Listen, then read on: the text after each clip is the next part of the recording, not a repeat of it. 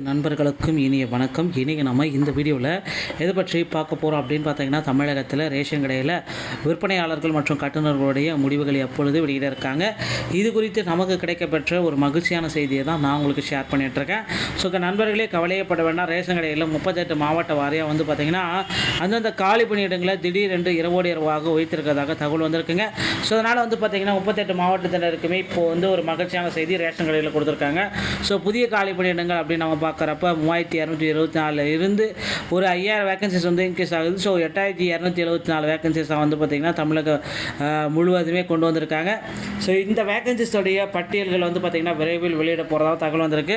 So ration கடையில் விற்பனையாளர்கள் மற்றும் கட்டுநர்கள் இந்த 2 பணியிடங்களை பார்த்திங்கன்னா நேர்மையான முறையில் போடுவோம் அப்படின்ட்டு ஸோ ரேஷன் கடையுடைய சங்கத்துடைய தலைவர்கள் எல்லாருமே கோரிக்கை வச்சுருக்காங்க.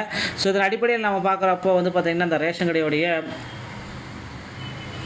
ஊழியர்களுடைய பற்றாக்குறையை உடனடியாக நிவர்த்தி செய்யணும் அப்படின்னா பார்த்திங்கன்னா கண்டிப்பாக பார்த்திங்கன்னா எல்லாருமே எதிர்பார்த்த மாதிரி ரேஷன் கடை ஊழியர்களுக்கு பதவி உயர்வை வழங்கணும். ஸோ அந்த பதவி உயர்வை வழங்கினா மட்டும்தான் அவங்க போராட்டத்தை கைவிடுவாங்க. அதே போல் புதிய ஊழியர்களுடைய நியமனத்தை உடனடியாக எடுக்கணும், நிறுத்தக்கூடாது.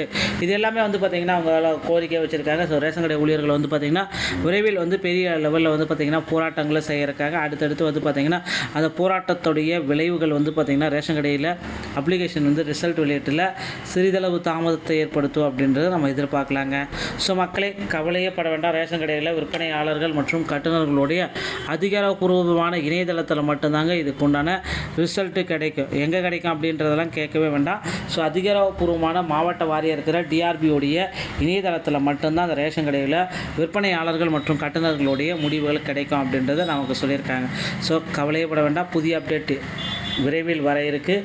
ஸோ ரேஷன் கடை சம்மந்தமான செய்திகள் அனைத்தையும் நீங்கள் உடனுக்குடன் நீங்கள் பெறணும் அப்படின்னு நினச்சிங்கன்னா ஸோ நம்முடைய சேனலை சப்ஸ்கிரைப் அண்ட் பெல்லை கிளிக் பண்ணி வச்சுக்கோங்க. ரிசல்ட்டை பொறுத்த வரைக்கும் வரும் திங்கட்கிழமையை மாலை 6 மணி அளவில் வெளியிட போகிறதா தகவல் சொல்லியிருக்காங்க. பொறுத்து நம்ம பார்க்கலாம். தகவல் உங்களுக்கு பிடித்திருந்தால் நம்முடைய சேனலோட இணைந்தீர்கள். மீண்டும் ஒரு நல்ல தகவலோடு நான் உங்களை சந்திக்கிறேன். நன்றி, வணக்கம்.